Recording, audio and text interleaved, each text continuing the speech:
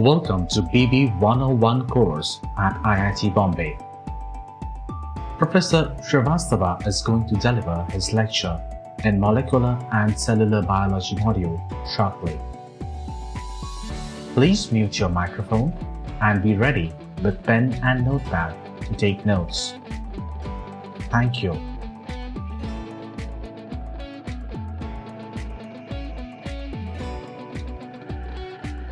Welcome to BB 101 course at IIT Bombay.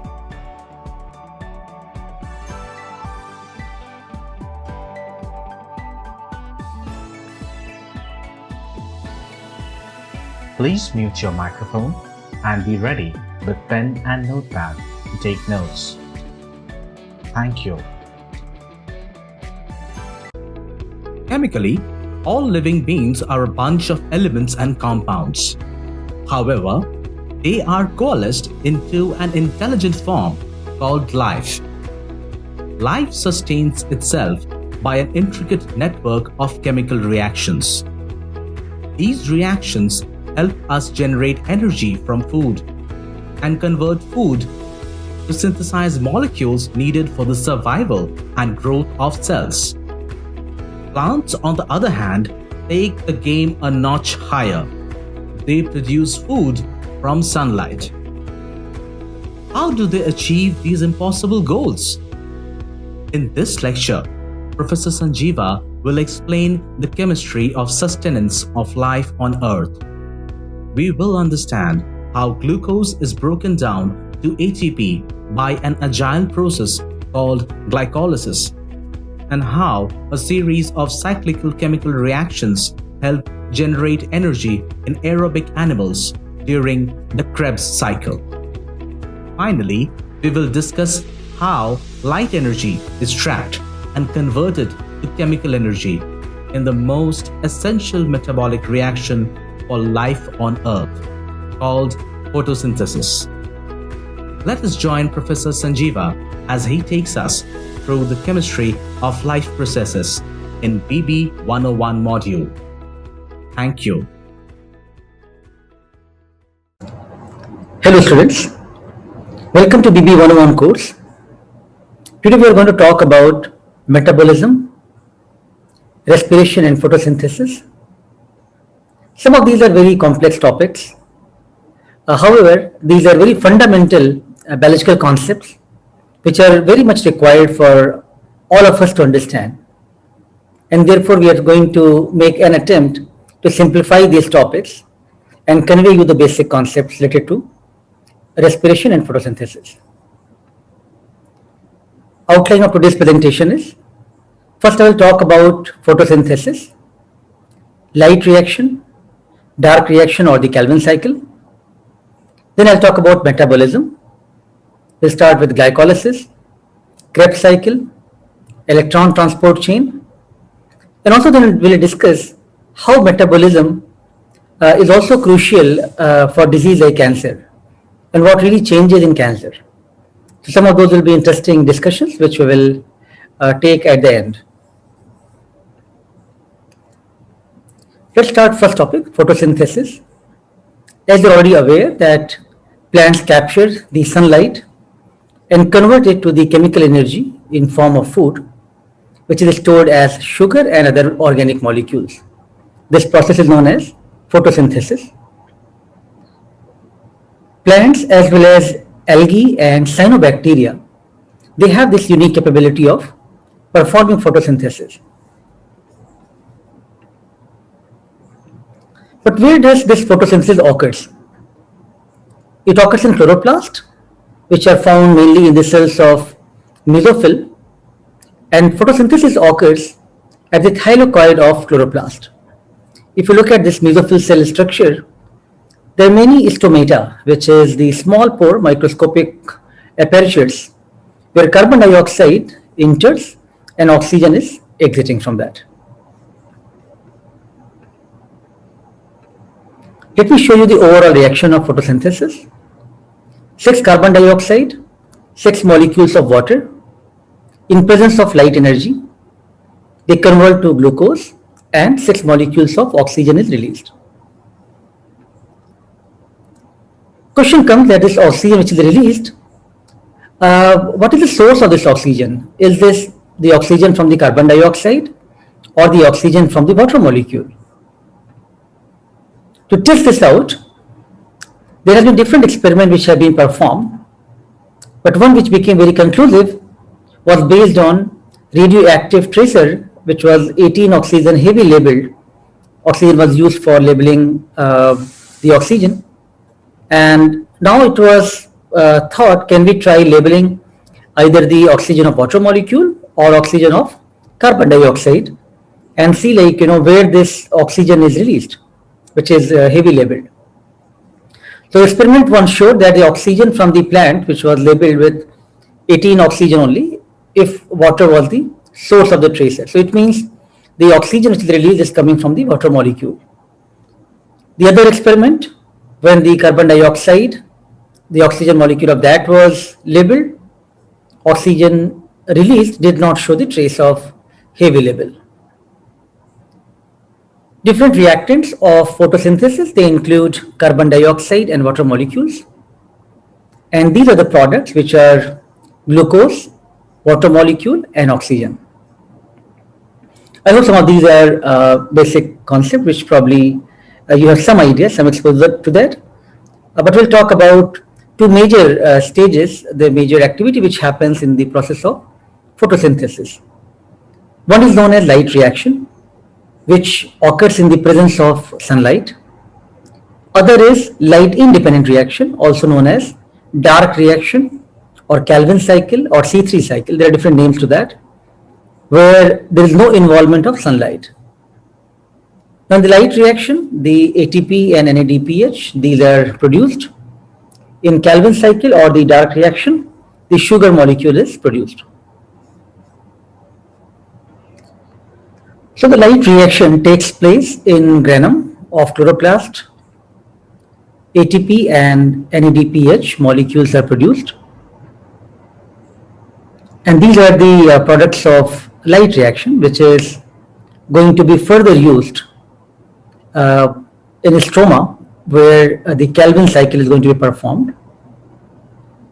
And that is known as dark reaction, which will be independent of light. So now these products of light reaction, they are going to come to the Calvin cycle, which is also known as C3 cycle, and synthesis of glucose will be performed in dark reaction. So these are just a gist of both a light dependent reaction as well as light independent or dark reaction.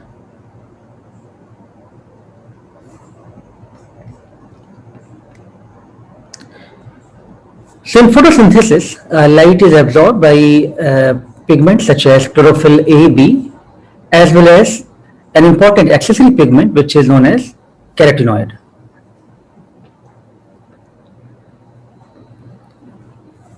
So light reaction is going to convert the solar energy to the chemical energy. The question comes that why these leaves, they look green, and essentially because the chlorophyll molecules, they absorb blue violet or the red light and transmit the green light, and that's why they appear green in color.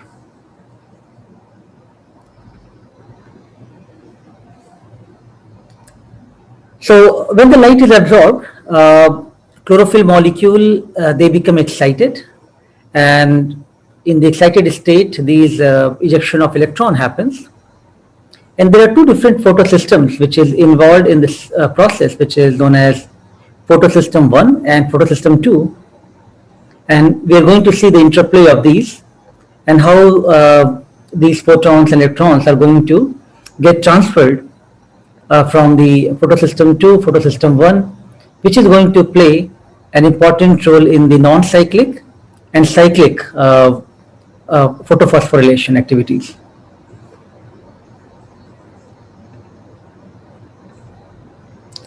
Let us just get an overview of the light reaction which is taking place in the grana of the chloroplast. It's going to utilize two photosystems. So in photosystem 2, the chlorophyll A of the photosystem 2 molecule, which is P680, it absorbs the light and promoted to the excited state, which is P680 with plus sign. And now the electrons are carried by series of pigments, which is plastoquinone,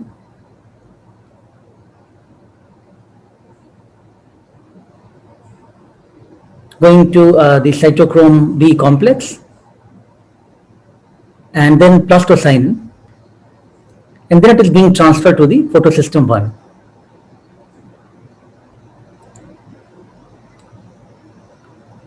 Photosystem 1 has electron receptor P700, which is in the excited state, denoted as P700A+. So here the flow was electron is cyclic, and now the no reduction of NADP to NADPH and hydrogen ions happens.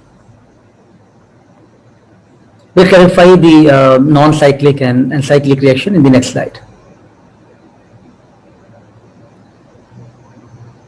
So I hope you got some idea that how the interplay of photosystem 2 and photosystem 1 is important in the light reaction. So there are 8 key activities occur in this process. First, the light photon, it boosts the electrons until it reaches to the P680, which is the light harvesting complex of photosystem 2. Second, now the electron is transferred to the primary electron acceptor, and it is termed as P680+. Simultaneously, the splitting of water is happening in the third point into hydrogen ions and the oxygen atoms, and release of oxygen molecule happens. Fourth step is by involving the series of pigments and electron carriers here, the plastoquinone, cytochrome complex, plastocyanin, the electron passes from photosystem 2 to photosystem 1. The fifth major point here is through the chemiosmotic process, ATP synthesis occurs. Sixth point is from the photosystem 2, the transferred light energy reaches to P700. In light photosystem 2, electron is transferred to the primary electron acceptor, termed as P700+. The seventh point, these electrons from P700, they are passed in a series of redox reactions through ferredoxin molecule, which is a protein. This is a second electron transport chain where proton gradient is not generated, and hence there is not going to be any ATP production. Eighth point here is electrons are then transferred from the ferredoxin to NADP+ in the presence of NADP+ reductase, and it generates NADPH. So I hope the entire reaction and interplay of photosystem 2 and photosystem 1 is clear to you now. In certain cases, cyclic photophosphorylation also occurs. Here only photosystem 1 operates. The flow of electron is cyclic here, where photoexcited electrons from photosystem 1 are shunted back from the ferredoxin to cytochrome complex and plastocyanin to chlorophyll. Here ATP is synthesized in 2 different steps, from ferredoxin to cytochrome B6 and from plastocyanin to cytochrome F, and no NADPH is produced here.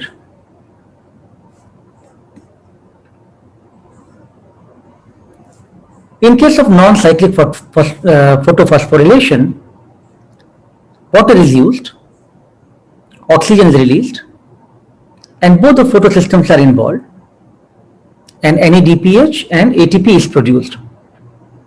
Whereas if you compare the cyclic photophosphorylation, only photosystem 1 is involved, no water is used, no oxygen is released, and no NADPH is produced.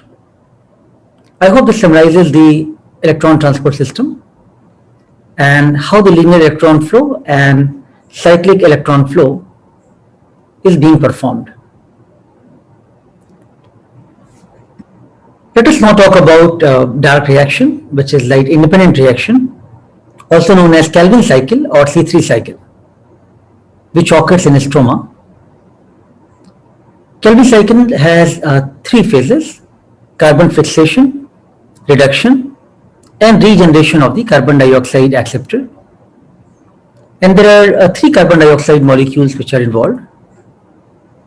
So for each one of the three molecules of CO2 which enters in this cycle, the net output is one molecule of glyceraldehyde 3-phosphate or G3P, which is a 3-carbon sugar. The light reactions, they actually sustain the Calvin cycle by regenerating ATP and NADPH.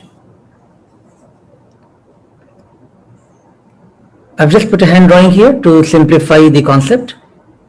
So here the carbon dioxide combines with a 5-carbon compound RUBP, which is ribulose 1,5-diphosphate, in presence of enzyme carboxy dismutase, and produces 6-carbon unstable compound which converts into glyceraldehyde 3-phosphate.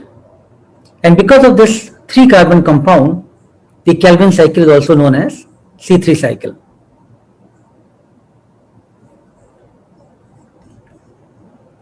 So I'd like to clarify that I'd not like you to remember the entire cycle and all the reactions, but at least know the key molecules, and especially why these product which is being formed is having let's say C3 carbon.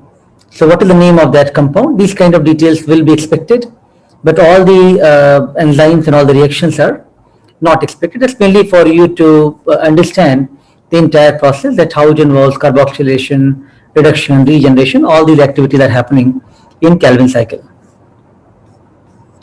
So just to summarize the photosynthesis, we have studied this reaction of photosynthesis, which involves carbon dioxide and water molecule, which forms a glucose, and oxygen is released. It happens in chloroplast, where we have light reaction in presence of in the granum, and dark reaction in stroma. Light reaction products are ATP and NADPH. In presence of carbon dioxide, the Calvin cycle performs and makes triose phosphate and glucose molecule. So the key points of light reactions are that it is carried out by molecules in the thylakoid membranes.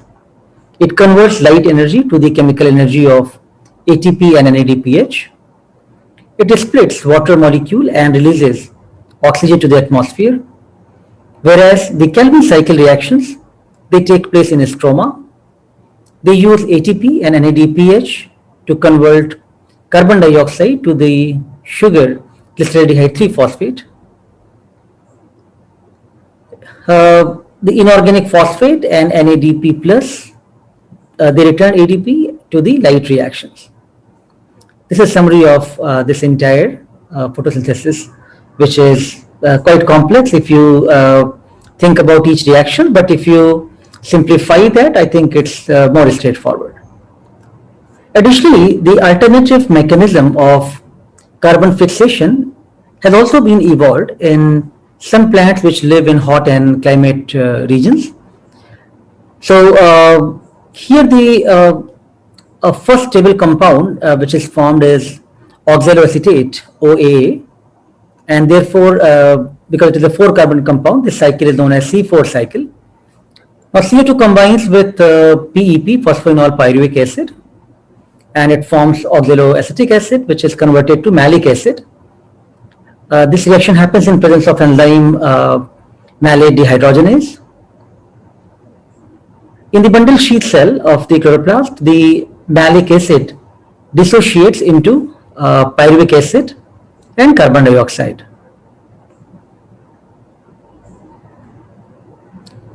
So in C4 pathway, the carboxylation takes place in the mesophyll cells, and the CO2 reacts with ribulose bisphosphate in the bundle sheath chloroplast.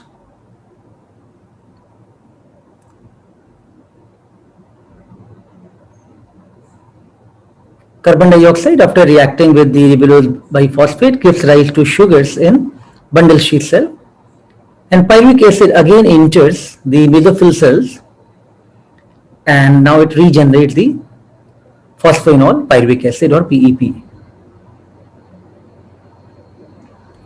So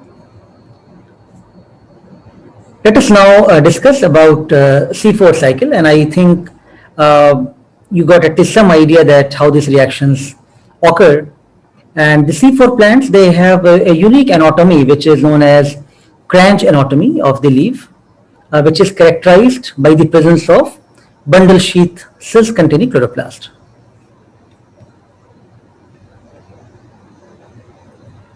So to simplify it, I have just given you an overview here of C4 and the CAM plants. What is CAM plant? These are known as crassulacean acid metabolism or CAM. This is also an alternative mechanism of carbon fixation. So here the stomata remains closed during the daytime and opens during the night time, which actually helps them to avoid the water loss, because to live in the arid condition, they have to make these changes and these adaptation. These plants, they store carbon dioxide in the night time, and for malic acid in the presence of PEP carboxylase, phosphoenol pyruvase carboxylase enzyme. CO2, which is stored during the night, can be used in the Calvin cycle during daytime.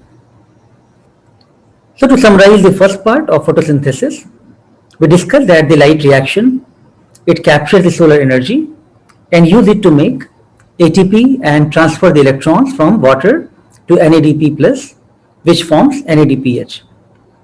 The light independent reaction or the dark reaction, it uses ATP and NADPH and produces sugar from the carbon dioxide. The energy that enters into the chloroplast as sunlight becomes stored in the form of chemical energy in organic compounds, and further to in the plants who are living in the arid conditions or desert conditions, they have adapted alternative mechanisms of carbon fixation, and those are known as C4 cycle and CAM cycle or crassulacean acid metabolism cycle. I hope the terms like C3 and C4 are clear to you, and also the key differences of light reaction and dark reaction. And within light reaction, the photosystem 1, photosystem 2, cyclic and non-cyclic photophosphorylation, those are the key concepts here. Let us now talk about metabolism. So metabolic processes, they are carried out by highly integrated network of chemical reactions, and collectively they are known as metabolism. What are the fundamental questions in biochemistry? How does a cell extract energy and releasing power from its environment? How does a cell synthesizes the building blocks of its macromolecules? So these processes which are governing these energy and reducing power and synthesizing the building blocks of macromolecules, they are governed from the integrated network of various chemical reactions, which comes collectively under metabolism.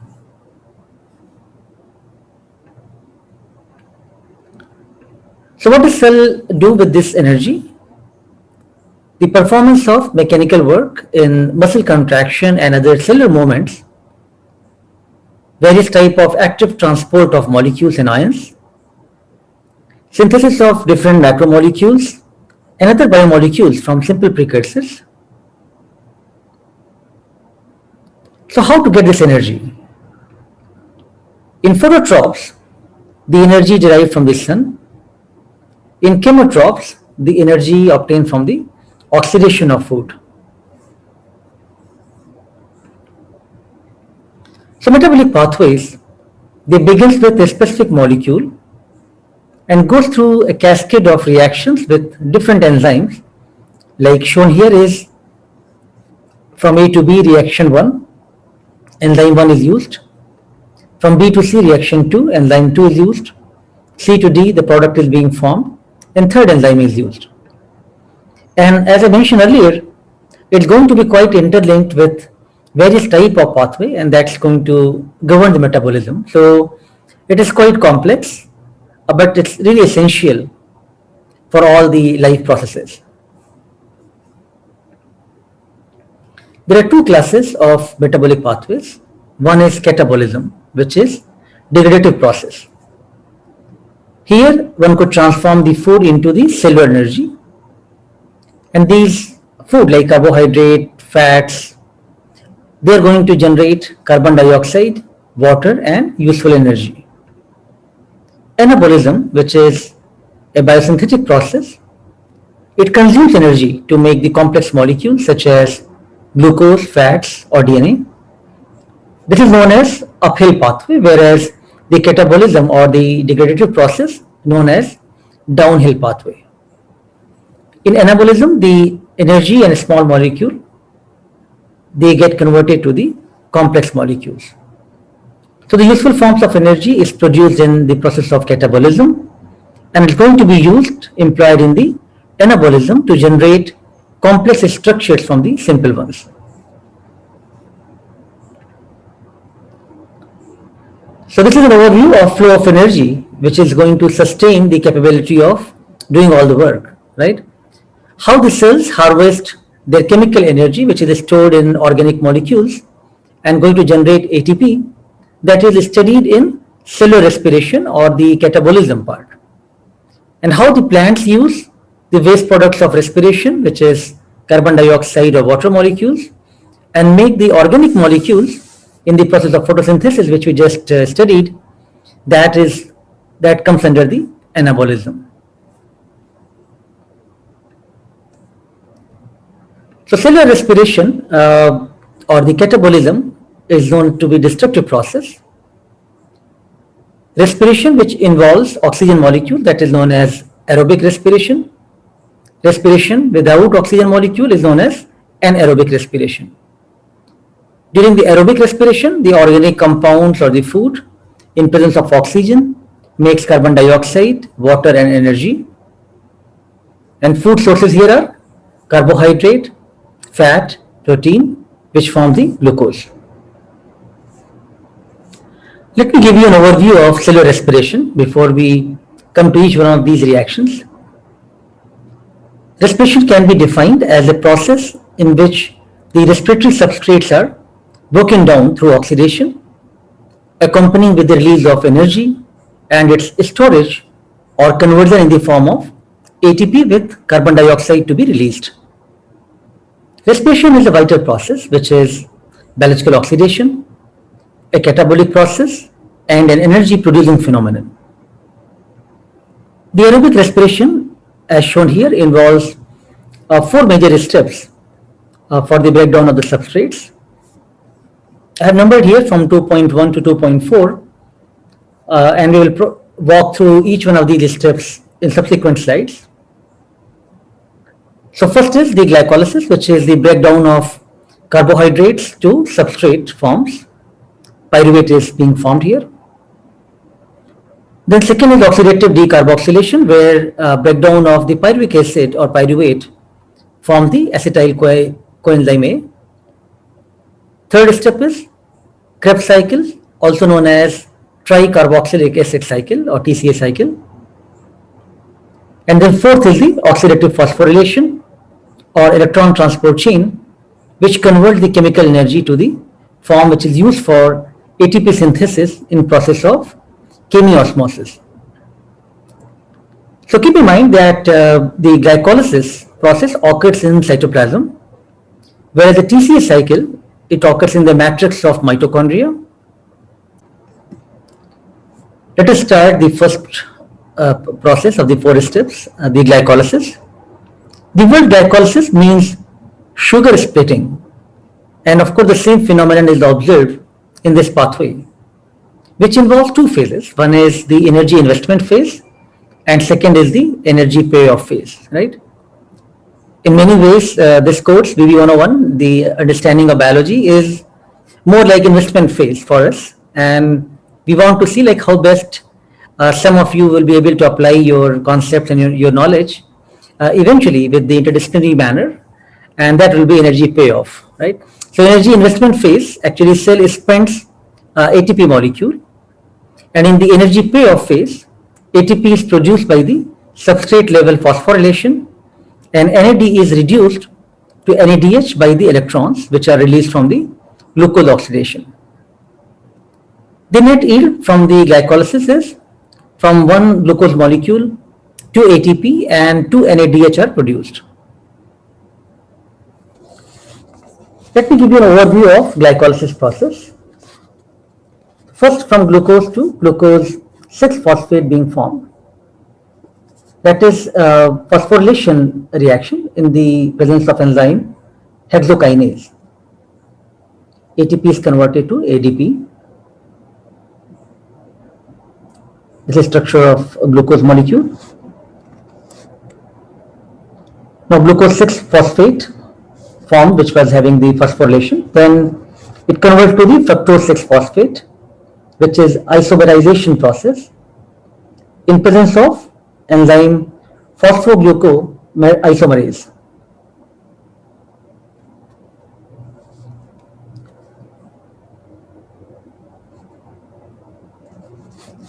Then it converts to fructose 1,6-diphosphate or bisphosphate.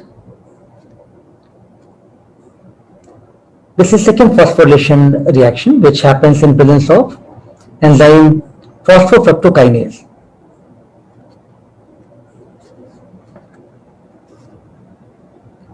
So from ATP, ADP is released.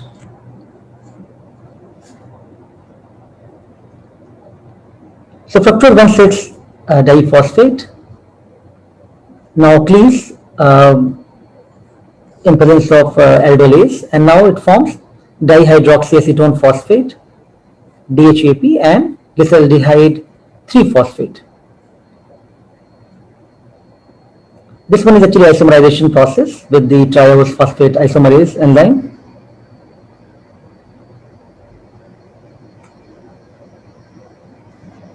Now this glyceraldehyde 3-phosphate will be converted to 1,3-diphosphoglyceric acid or glycerate. So again, this one is now phosphorylation as well as dehydrogenation reaction in presence of enzyme glyceraldehyde phosphate dehydrogenase.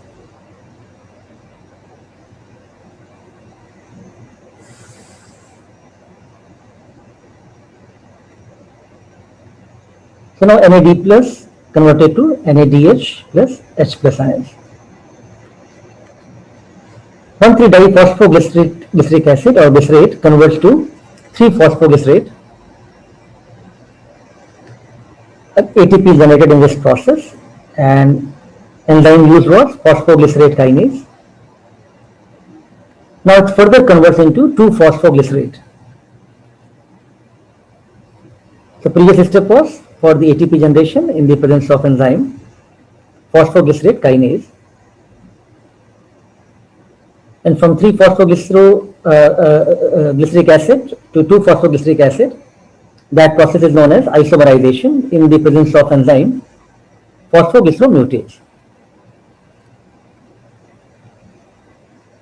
It now further converts to 2-phosphoenol pyruvic acid, and the water molecule is released, which is known as dehydration in presence of enzyme enolase.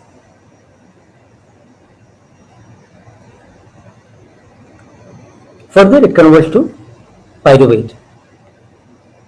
ATP generation happens in the presence of enzyme pyruvate kinase.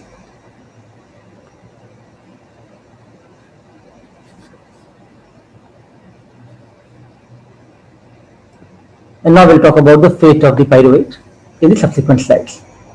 So here reactions of glycolytic pathway, which I just described, are shown from your textbook. Now, you don't have to remember all the enzymes which are involved in all these reactions, but some of the key products and also where ATP is released, those are the important point to keep in mind. So this is actually important slide to know the energy input and output in glycolysis. So during the energy investment phase, the cell actually spends the ATP molecules, 2 ATPs, and during the energy payoff phase, 4 ATPs are released, formed by the substrate level phosphorylation. So net gain is 2 ATP. NAD plus is reduced to NADH by electrons which are released from the oxidation of glucose. So net gain is also 2 NADH molecule. So overall net gain or the energy yield from glycolysis is from one molecule of glucose, 2 ATPs are produced, 2 NADH molecules are produced, and glucose is converted to 2 pyruvate and water molecules. I think this is a point to take a pause and discuss about interrelation between aerobic and anaerobic respiration. So in glycolysis, the glucose to pyruvic acid is formed. This pyruvic acid, in the absence of oxygen or in the presence of oxygen, is going to perform different reactions.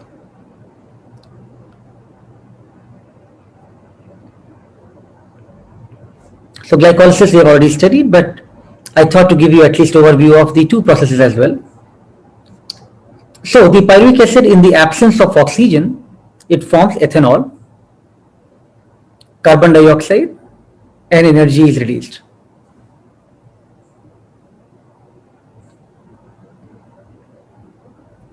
So this is in the absence of oxygen or anaerobic process. Whereas in the presence of oxygen or the aerobic respiration, so here the oxidation of glucose is completed, CO2, water, and energy is generated here.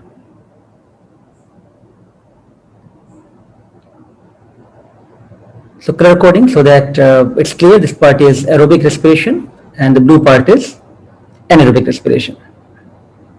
Now it is going to lead toward the Krebs cycle.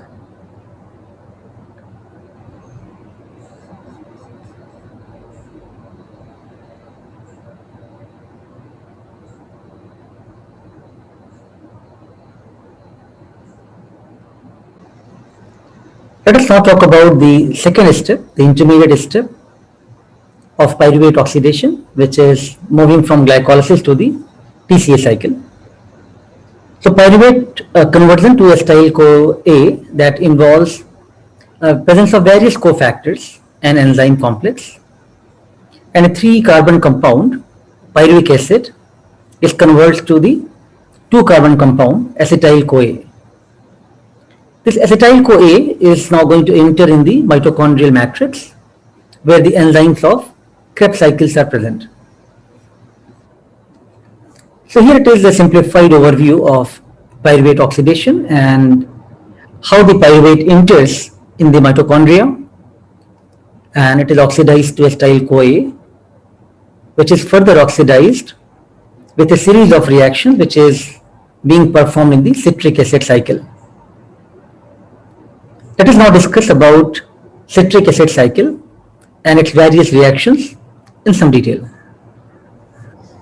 Let us first start from the glycolysis product, the pyruvate, which is now forming acetyl-CoA. In presence of oxaloacetate with enzyme citrate synthetase, it is going to form citrate. As I mentioned, you don't have to worry for all the enzyme names, but let's look at the key products of this cycle. So now in the presence of enzyme aconitase, citrate is going to form cis-aconitase, and in the process water is released. This process is also known as, or this step is known as, dehydration reaction.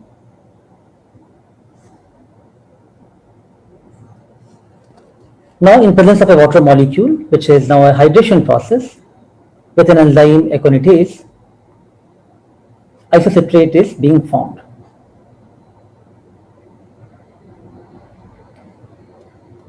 Further, in the presence of enzyme isocitrate dehydrogenase, which is a dehydrogenation reaction now,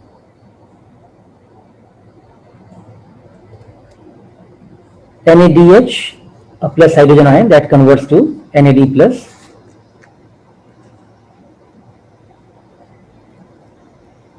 and oxalosuccinate is being formed.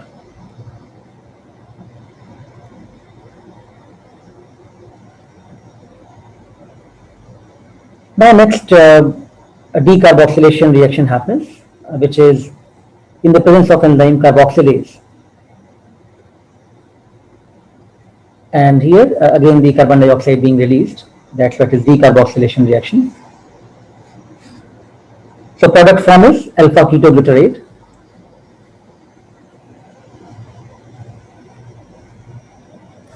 Then now the coenzyme A that it forms the carbon dioxide, and NAD converts to the NADH plus hydrogen ions.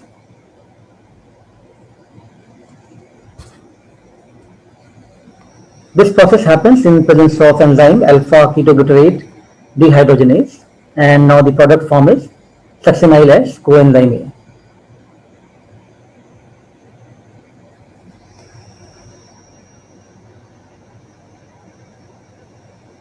So from here now succinate is going to be formed in presence of enzyme succinate thiokinase,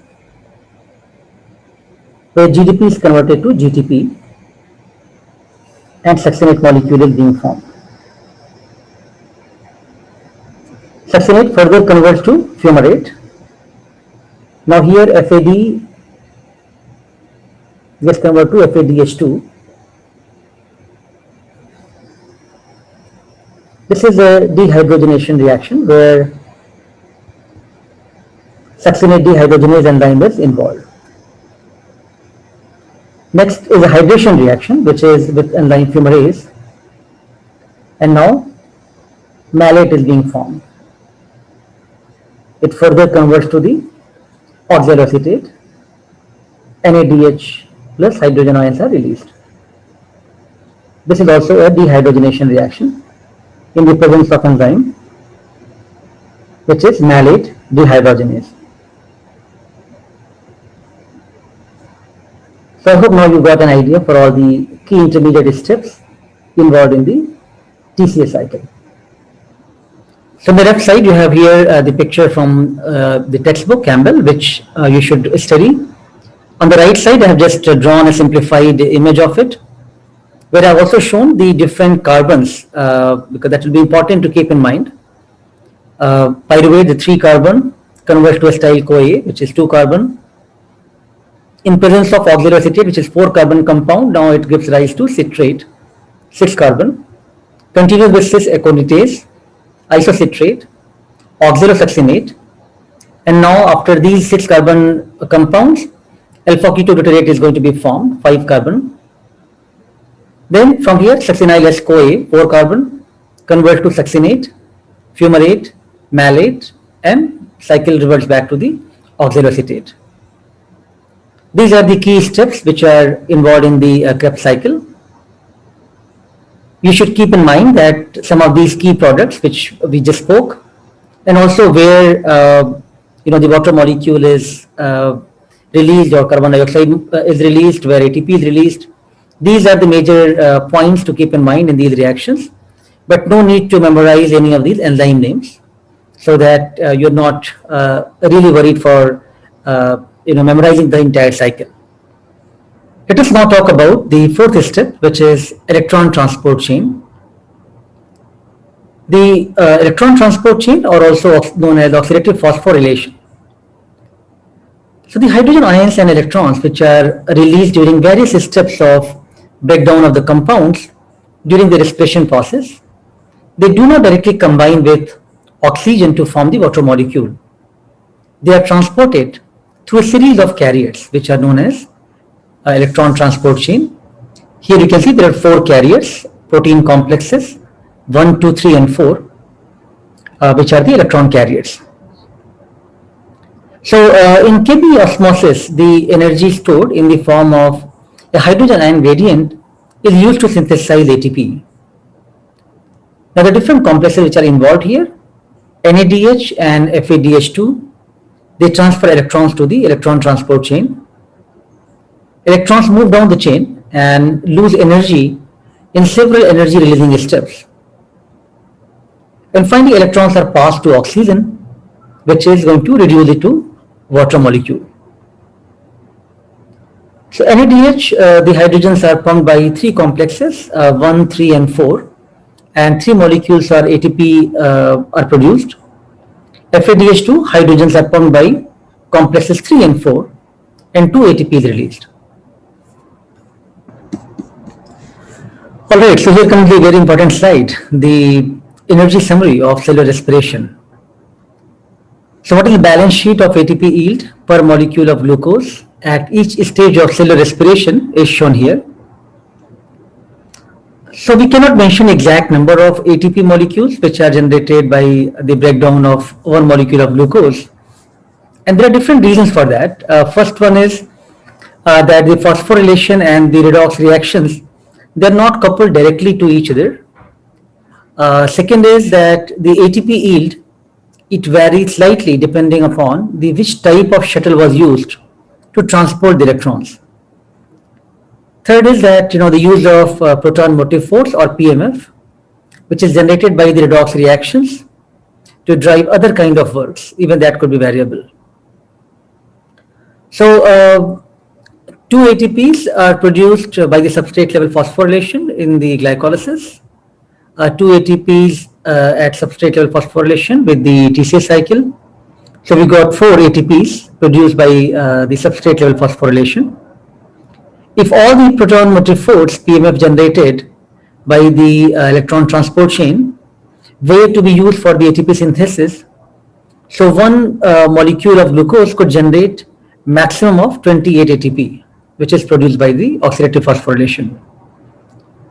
Now, broadly speaking, a single molecule of NADH, it generates enough PMF to synthesize 2.5 ATP.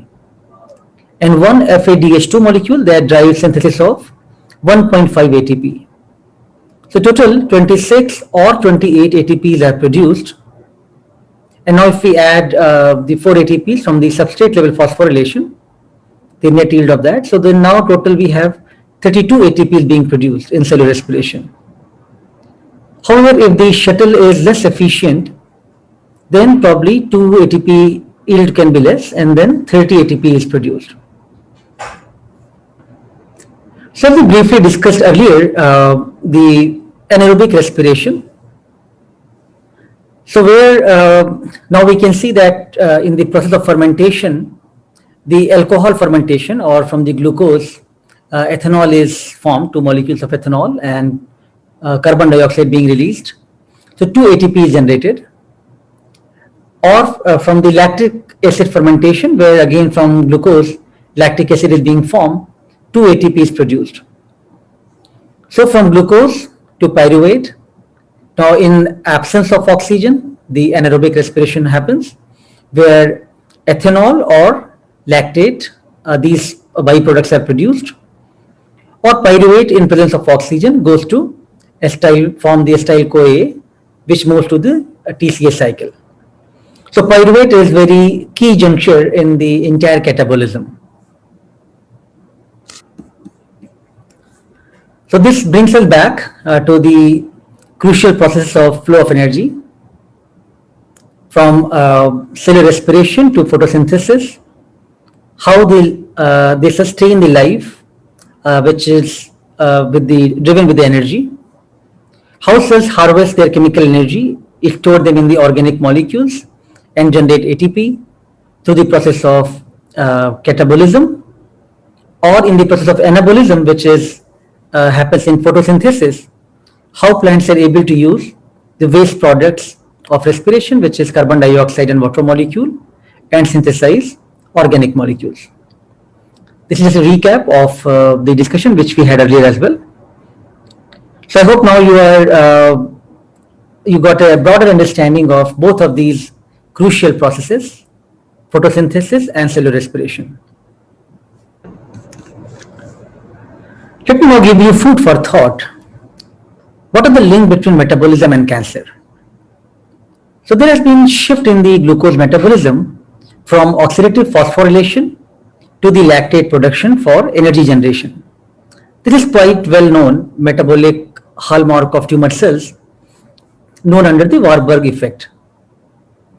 Several signaling pathways, they are linked to increase in glycolysis, which is seen in the tumor cells, and many metabolic adaptations, they occur in the cancer cells, which help to generate these metabolites, fuel growth and apoptosis process. So next couple of slides, I will talk mainly about metabolism and cancer. But of course, those are not part for your examination. It's essentially to give you some idea and food for thought how metabolism can be a link between cancer. So again, cancer is keep increasing in almost all parts of the world, and we now see high prevalence of cancer in India as well. And for some reason, there are specific parts of India where cancer is highly prevalent.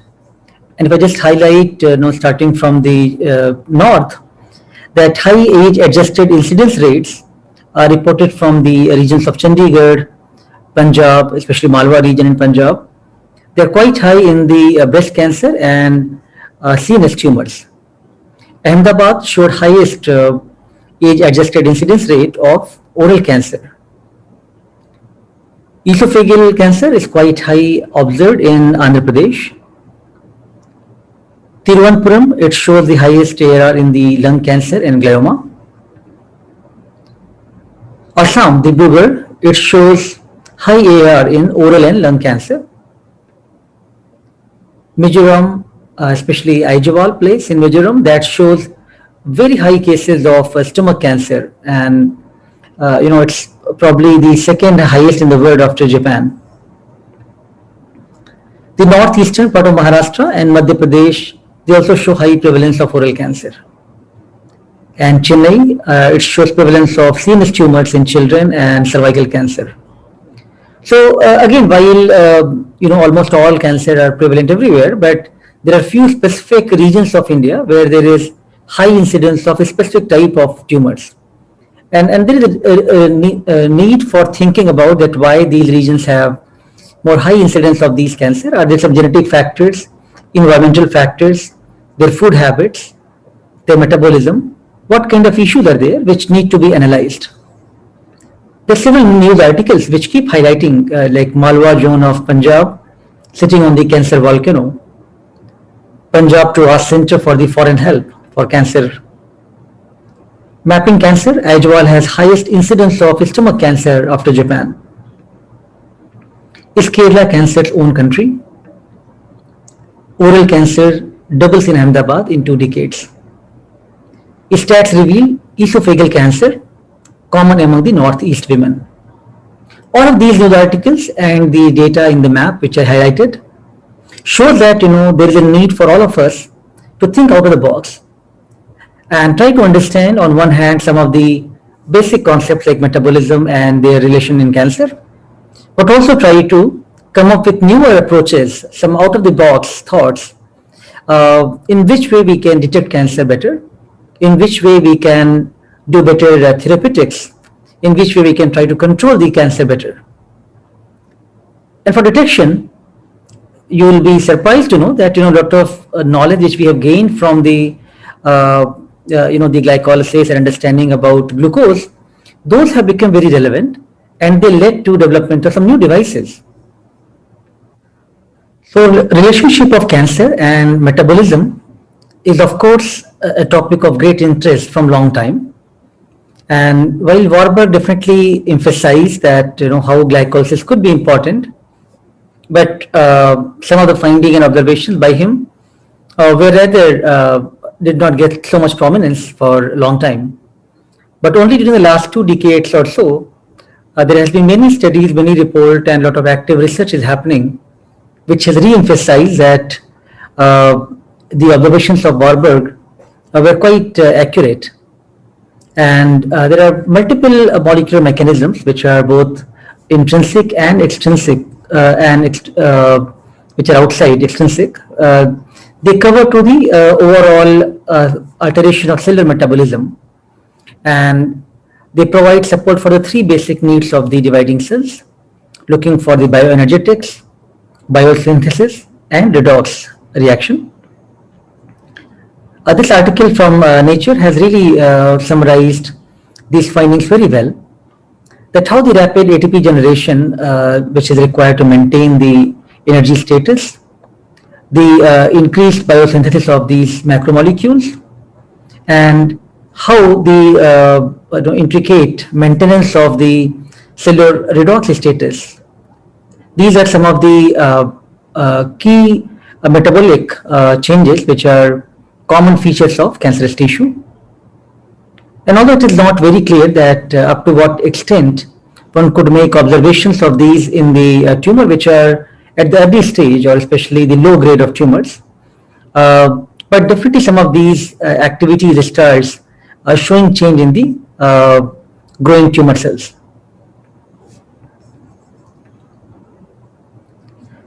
So as I mentioned, now the Warburg effect has really come back, and in fact now there are hypotheses and support beyond the Warburg effect as well, that the generation of energy in form of ATP in the process of glycolysis, which we have just discussed, is required for the cancer cell to also grow and proliferate in the unrestricted manner.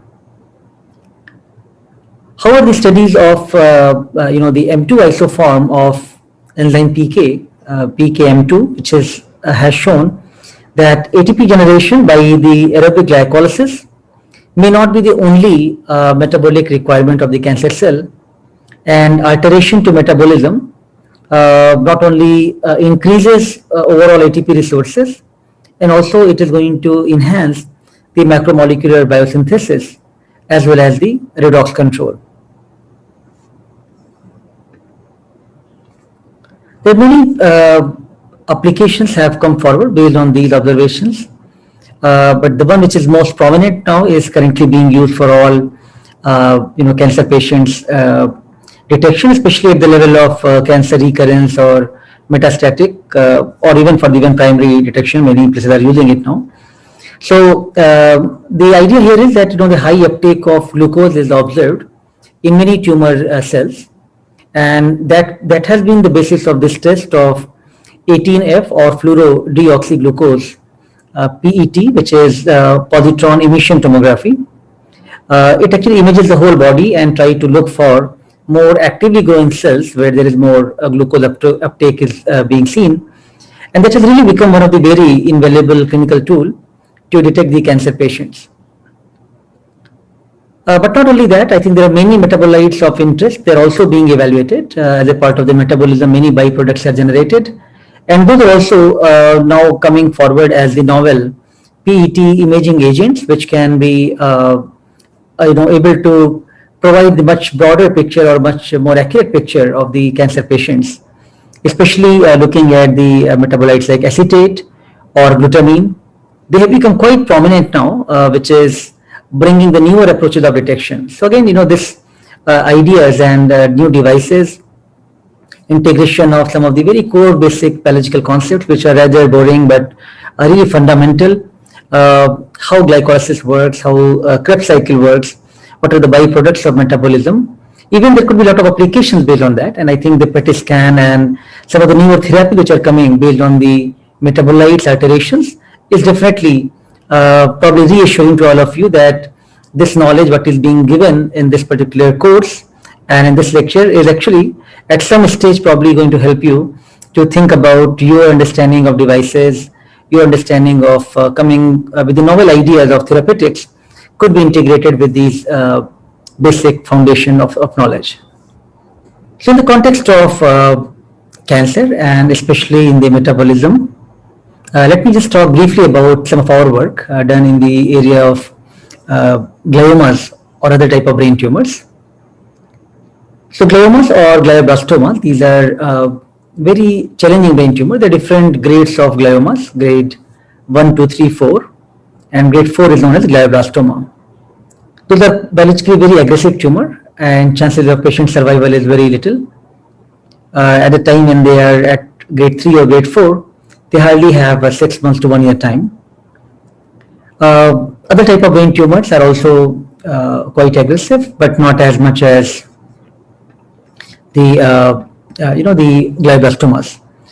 So clinicians utilize different ways of trying to find out the regions of the tumor in the brain, which is quite tedious job to really find out which cells to remove, which cells to really keep it there, because the brain and neurons are very sensitive and very important.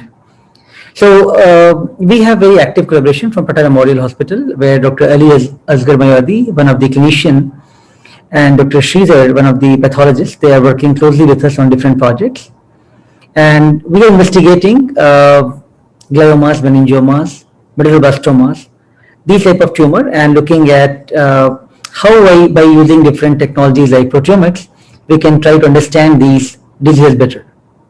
And of course, there are many challenges of doing this kind of projects, of finding the right samples, doing the the large scale studies, sample repositories, and of course, a lot of technology based challenges. But overcoming those, that we have started different type of projects, especially meningiomas, gliomas, and medulloblastoma. And we get variety of samples from the brain tumor tissue, the blood samples or plasma, and the cerebrospinal fluid whenever it is available. Use different technologies like mass spectrometry and protein microarrays to try and find out which of the proteins, antigens or antibodies are being produced in these patients.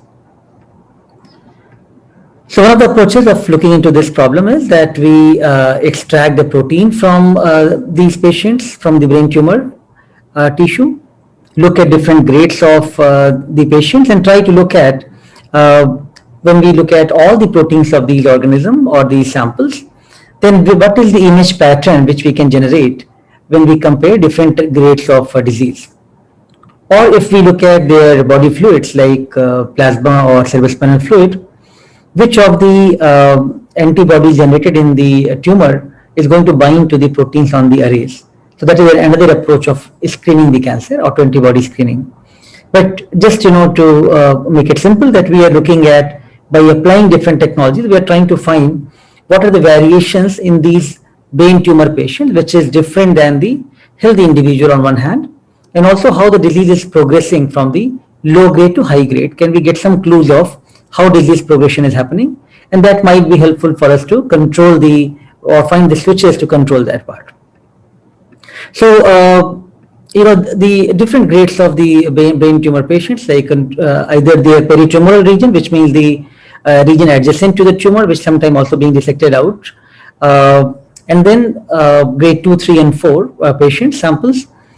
Proteins were extracted. We use enzyme like trypsin to digest those, label them with different type of tags or labels. Each set of patient are labeled with different tags of each grade of patients.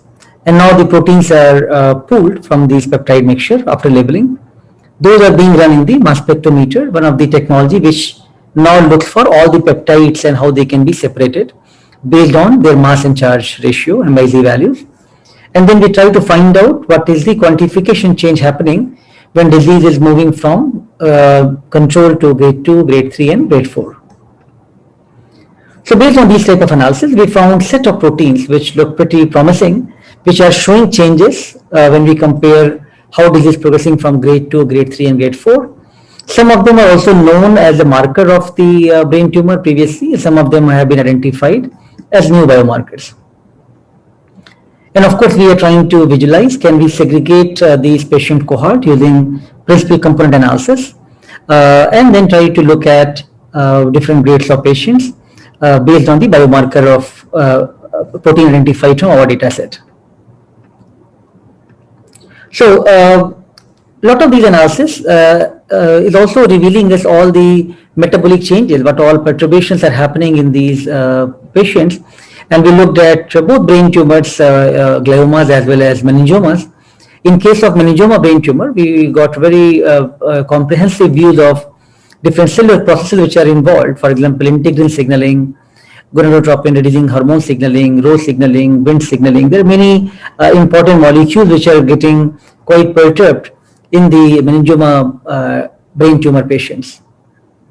We try to apply another technology platform which is known as protein microarrays, where on a small glass slide, like I showed you the Gram staining slides, those are the microscopic glass slide, on which imagine there are thousands of water droplets are printed, and likewise there are thousands of proteins are printed in this case. So those proteins are now in the part of the arrays, and what we want to screen for all the human proteins which are printed on the array. When we take the patient sample, which is let's say glioma grade 2, grade 3 and grade 4 patients serum sample, we incubate that on these arrays one at a time, and then we try to see like which, if antibodies against cancer has been produced in these patients, can they bind to the chip on the array surface, and what are these autoantibodies which are produced? Are they different from grade 2, grade 3 and grade 4? So how the disease progresses from low grade to high grade? Are there differences in that? So based on this analysis, again, I'm not going in nitty-gritty details of these, just giving you the flavor of it. We looked at different grades of patients, and we found that low grade has very few autoantibodies. Higher grade like grade 3 has very high, and grade 4 also has higher number. We found some markers which can now tell from the blood how the disease is getting progressed from low grade to high grade. So from control grade 2, grade 3 and grade 4, one of the protein like sortin nexin 1 shows continuous increase. Some other protein like IgA-G1 also shows increase from the very early stage. And few proteins like IA1 and PQBP1, they show down regulation, but in all the stages. So now these are the kind of protein which you are looking at, so that you can do early detection of the cancer and try to see like, can you detect the cancer at early stage, which is going to progress in different grades. One could also look at different ways of analysis, because we get all the radiology data from these patients. So we also look at where the tumor is located, and because from the same patients we have done the protein extraction and proteomics work. We then try to look at, in this case, like when in the tumor is very close to the ventricle region, that's very aggressive tumor type, that is known as subventricular zone positive, SVZ positive tumor. In this case, it is subventricular zone negative, SVZ negative tumor, which is less aggressive. Idea was to look at using all the proteins which are in these patients, which proteins are changing in the serum samples, and we found one marker, NED9 protein, which is quite different in this set of patients. While they are all higher grade of brain tumor, glioblastoma multiforme, but even within those also we can see, based on the tumor aggressiveness, there are some protein which could be identified and used as a marker. Then we also looked at one of the very known metabolite marker, which is IDH1 isositray dehydrogenase mutation, which is quite prominent in glioma tumors. Based on the sequencing data of IDH and IDH mutation and wild type in grade 2, grade 3, grade 4 patients, we got this data, and we tried to look at the proteomic signatures in these patients, which are IDH positive or they are wild type or mutant. So we found few proteins like YWHAH and STEB1 were highly different or differentially expressed in these two subset of patients. So I just thought to bring you back on where we are discussing about the metabolism and how it has really helped us to understand different diseases.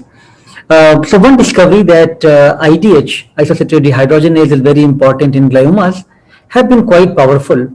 And in 2008 or so, the Cancer Genome Atlas, TCGA, they performed the whole genome sequencing of large number of glioblastoma patients and other grades of glioma patients, and they found that IDH mutation is quite prevalent in the brain tumor patients. And that became quite novel finding, because IDH, as by now you know, that is a key enzyme in the Krebs cycle and plays an important role in the energy metabolism. The mutation of IDH1 or 2 genes, it actually promotes the development of different oncometabolites like 2-HG. And there is now different ways of utilizing this knowledge. There are different clinical trials going on, which is targeting IDH1. There are different type of therapeutic aspects are emerging, which is also now looking at the role of IDH1 in these patients. So while I'm not going in great detail about these findings, but I just wanted to give you at least some food for thought that how the basic science understanding of process like metabolism, some of the key enzyme and the processes, which mutations are driving these type of tumors, could be so powerful to apply that in the technologies, like genomics and proteomics, which can be utilized for identifying these processes, and then that could be applied to develop the different type of detection tools and different strategies like PET scanning has come forward. So they are all so much integrated. The basic knowledge could be applied to do the cancer detection early for the better, the patient therapeutics and patient prognosis. All of these aspects can be covered from the basic foundation of these knowledge as well as the technology-based applications of that. So before I close, in last few minutes, let me introduce you to one of our distinguished colleague, a clinician, Dr. Ali Asghar Moyadi from Tata Memorial Hospital. He is a neurosurgeon who does the surgery of these brain tumor patients. He is also one of the very renowned, neurosurgeon, but also various editorial capacity he's involved.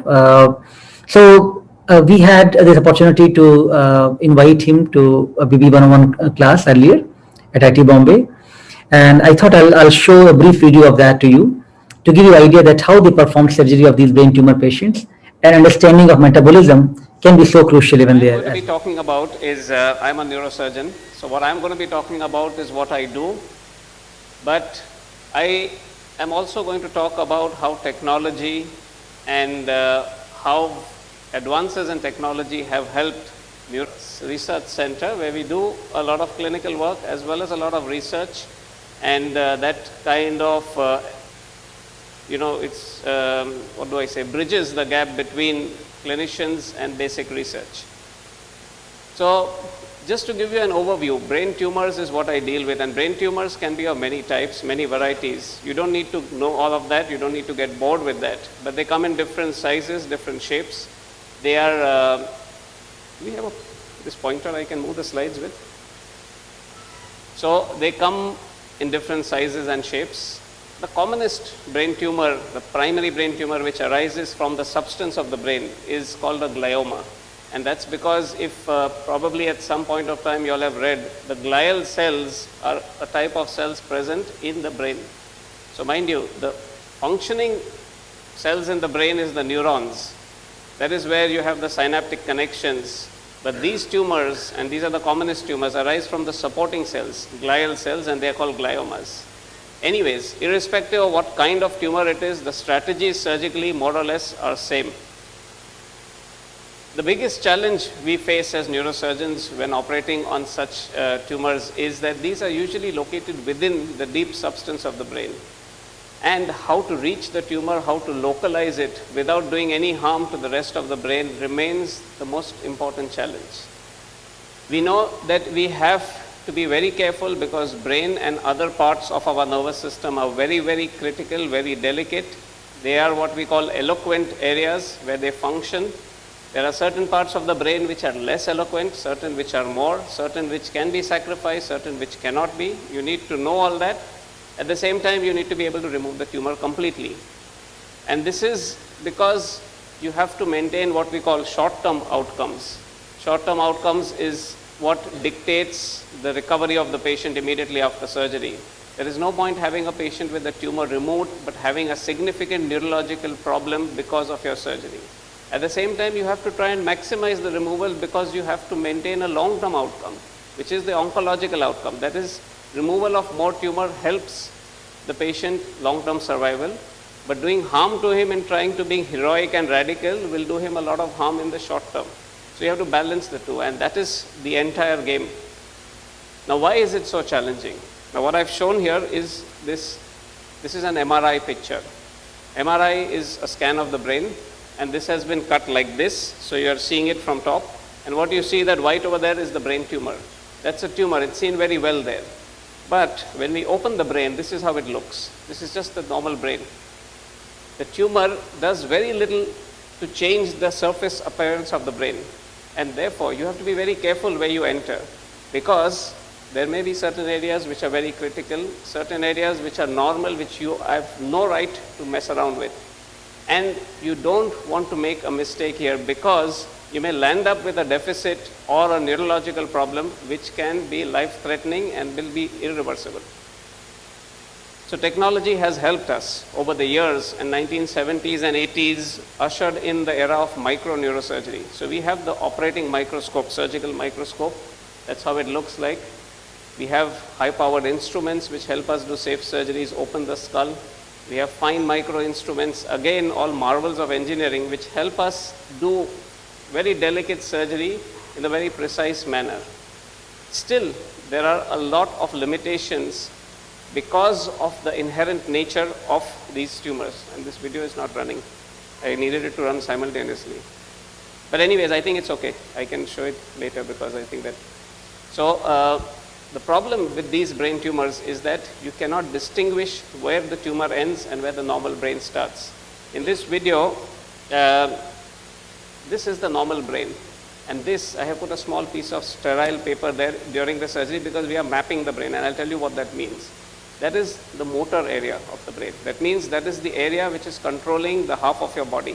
So in the brain, again, if you remember neuroanatomy, or even if you've read it for general knowledge sake, that there is usually a crossed connection. Your right half of your brain controls the left half of your body, and the left half of your brain controls the right half. So we are operating on the left brain, and there is a part in the brain which is the motor area, which is controlling the entire half of the body's motor function, that is your movements. We have to be very careful that that should not be damaged. The tumor is sitting here in this part, which I have already slightly opened up. There is no way to know what is tumor, what is normal brain. We need to use certain tools, and I'll show you what we do. And that is the reason we need this help. This is technical help. This is where technology has gone a long way in making safe and radical surgeries possible. This is how the picture in the book of the brain looks like. You have different functioning areas. This is what I was showing you. So this precentral gyrus, if you read that, that is the motor area. That is where we were operating. Now brain tumors may be located anywhere over here. They don't respect areas. They don't even read the book, so they don't know where they should not be and where they should be. They just grow anywhere. The problem is when you're operating, this is how the brain looks. This is how it looks, and in fact, this is how your surgical field looks, because you don't have the whole brain exposed in front of you. And when this is what is happening, it's very difficult for you to know where you have to enter, what areas you have to spare, and what areas you have to remove. Now, these constraints put a lot of limitations on the optimal outcomes, and this is where technology comes to help. There are various ways this can be done. As I said, you need to balance your heroism with safety. There are tools which help you do that. We call it navigation. I'll tell you what that is. We have intraoperative imaging. We have optical imaging visualization, and at the same time we have to maintain functional integrity by doing what we call brain mapping. Now, if you use all of it together, you get the maximum information. That's what I call information-guided surgery. At our center, what we use and what we have been good at is what we call intraoperative navigated three-dimensional ultrasound. We use something called fluorescence, and we use, of course, a lot of functional mapping techniques. Now, just to give you a brief of each of these, what is navigation? Now, all of you, so anybody knows what is navigation? Can I ask questions? What is the dictionary meaning of navigation?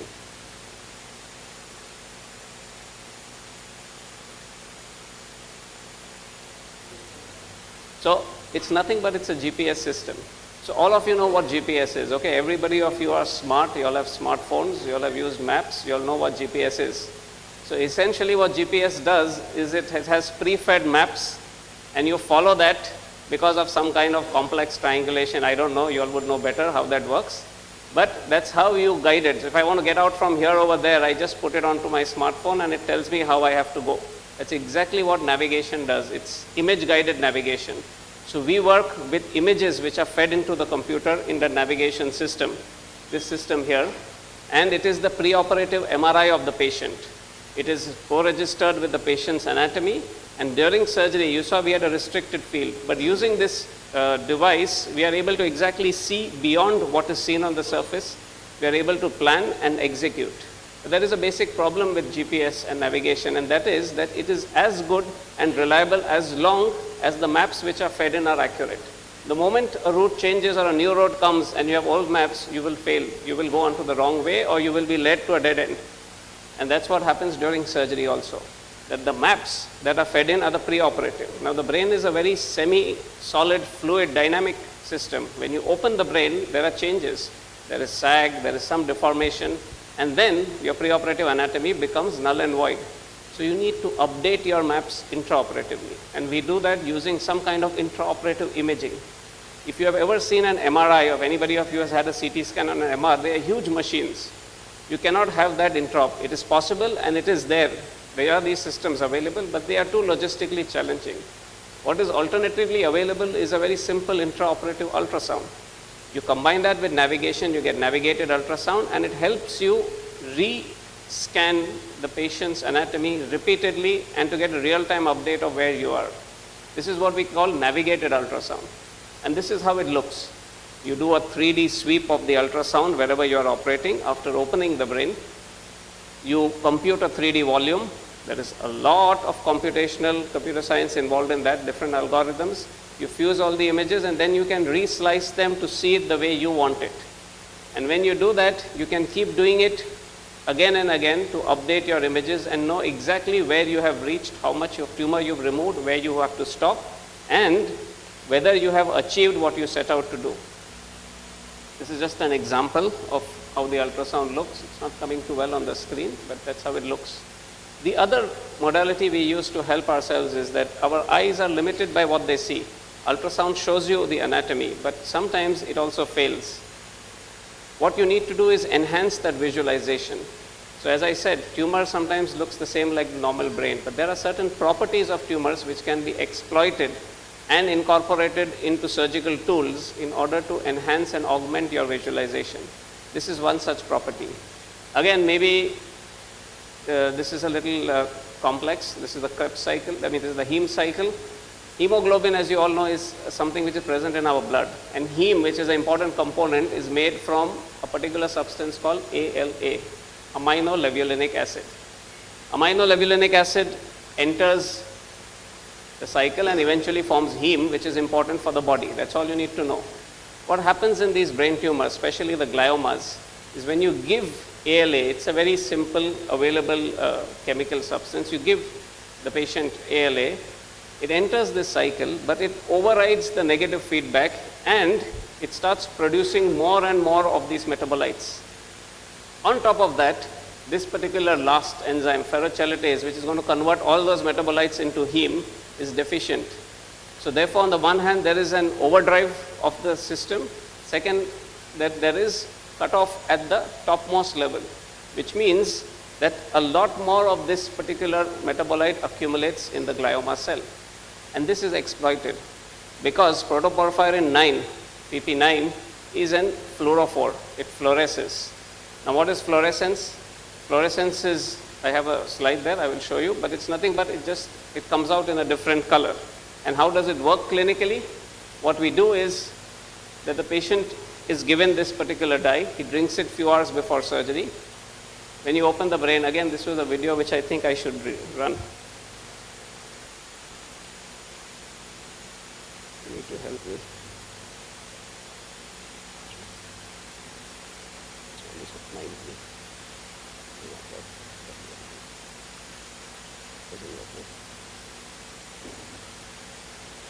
Okay. Yeah. So what this is, see, this is live surgery going on under the microscope. We are trying to remove tumor, and as you see, what I'm trying to remove is not very different from what I'm seeing normally around. But when I switch the filter, this is fluorescence. What is blue is the normal brain. What is red is the tumor. This is all integrated into the surgical microscope, and when you're removing it, you can really see what is the tumor and what is not, and therefore remove it even though your normal eyes under the microscope fail to see it. You have to, however, realize that you cannot keep removing everything that is red. You have to combine with functional techniques. That means you have to respect functional areas. I think we can skip this, go back to the PowerPoint. And how do we do that? So where there are important functioning areas in the brain, you don't want to damage them.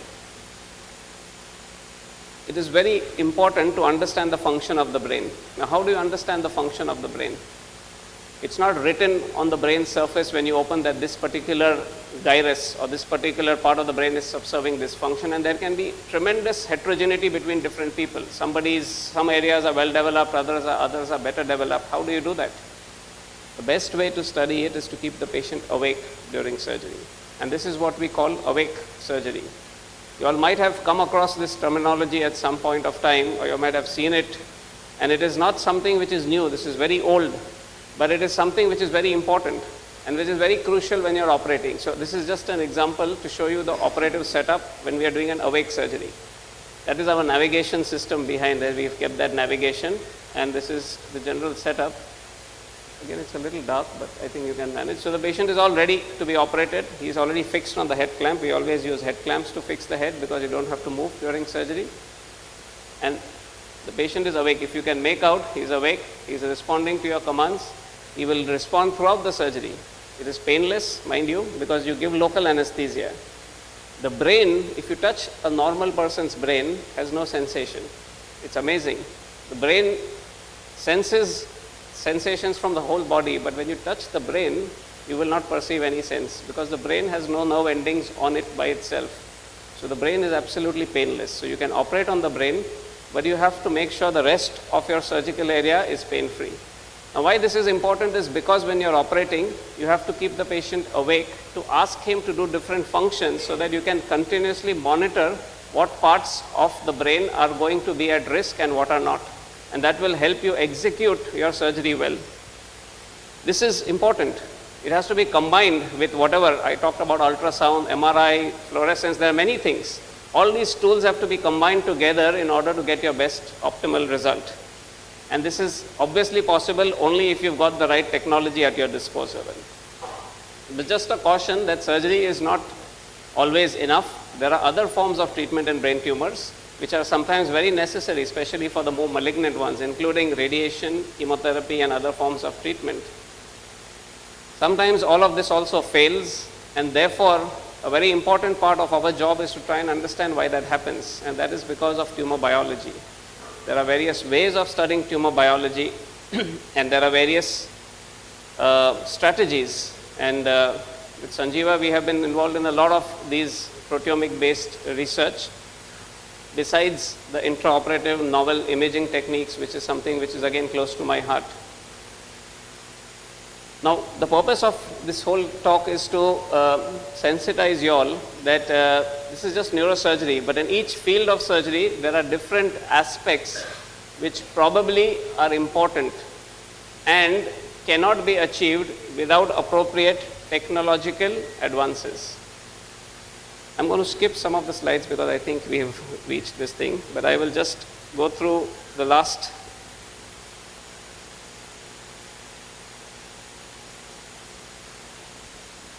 Okay. I needed to just put up the last slide because I think that will be the concluding remark.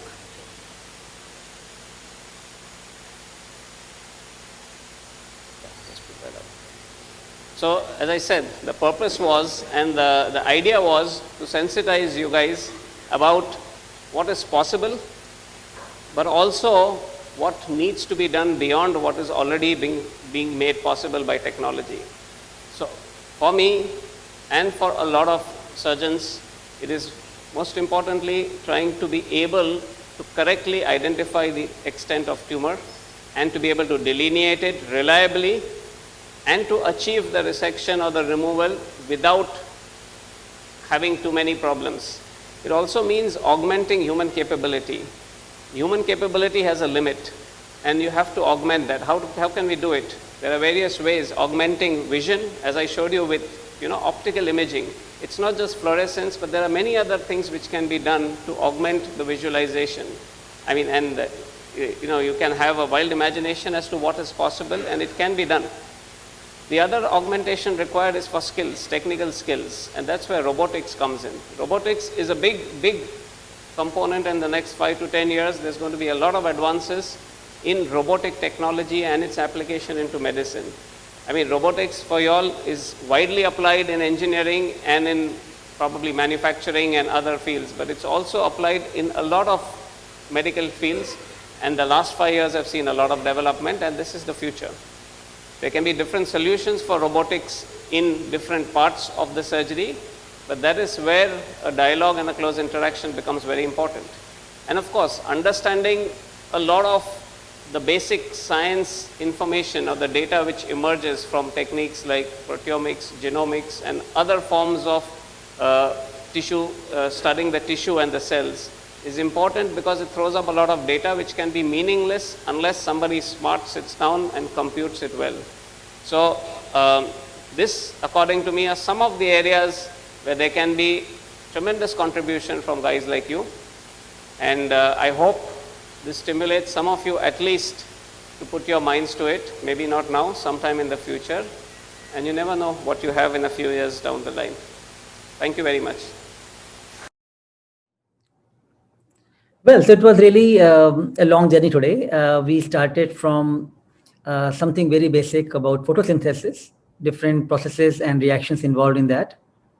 Then we moved on to respiration. We learned different processes involved in the respiration, from glycolysis, looking at a TCA cycle, looking at oxidative phosphorylation.